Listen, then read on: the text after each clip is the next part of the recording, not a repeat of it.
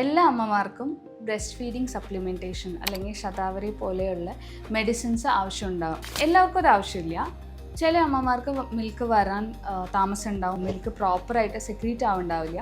അങ്ങനെയുള്ളവർക്ക് നമ്മൾ ഈ ശതാവരി കൽപ്പം അങ്ങനെയുള്ള മെഡിസിൻസ് കൊടുക്കാറുണ്ട്. പക്ഷേ ഫസ്റ്റ് ഡേ ഒക്കെ കുഞ്ഞാവയ്ക്ക് വളരെ കുറച്ച് പാല് മതി. 5 to 10 ml ആണ് ഒരു ഫീഡിങ്ങിന് അവർ ഫീഡ് ചെയ്യുക.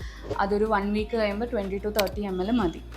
അപ്പോൾ ബൈ 2 weeks ആണ് മിക്ക അമ്മമാർക്കും പാല് നന്നായിട്ട് പ്രൊഡ്യൂസായി വരാം.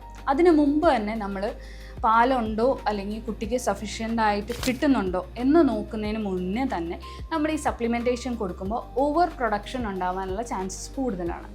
അപ്പോൾ കുട്ടിക്ക് ആവശ്യത്തിൽ കൂടുതൽ പാല് വരുമ്പോൾ അവിടെ എൻഗോജ്മെൻറ്റ്, മാസ്റ്റൈറ്റിസ്, ഭയങ്കര വേദന, അല്ലെങ്കിൽ ഇത് പമ്പ് ചെയ്ത് ഡംപ് ചെയ്യേണ്ട അവസ്ഥകൾ ഇങ്ങനെ വരാറുണ്ട്. നമ്മൾ കോമൺ ആയിട്ട് കാണുന്ന ഒരു ഇഷ്യൂ ആണ് ബ്രസ്റ്റിൽ കല്ലിപ്പ് വരുന്നത്. നല്ല ഹാർഡായിട്ട് കല്ല് പോലെ കിടക്കുന്നുണ്ടാവും. പിന്നെ അത് ഉടച്ച ക്ലോട്ടൊക്കെ കളഞ്ഞ് കുഞ്ഞിന് പാല് കൊടുക്കുന്നത് ഭയങ്കര വേദന ഉണ്ടാകുന്നൊരു സിറ്റുവേഷനുമാണ്. എൻ്റെ ഒരു സജഷൻ എന്താണെന്ന് വെച്ചാൽ, ഒരിക്കലും അമ്മമാർക്ക് ഫസ്റ്റ് ഡേ തന്നെ ഒരു മിൽക്ക് സപ്ലിമെൻറ്റ് കൊടുക്കരുത്.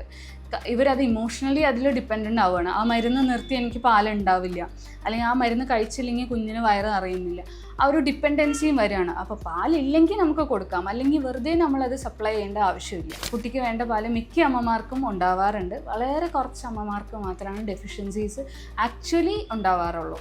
അപ്പോൾ അതിൻ്റെ മുകളിൽ നമ്മൾ മരുന്നുകളെ കൊടുക്കേണ്ട ആവശ്യം വരാറില്ല.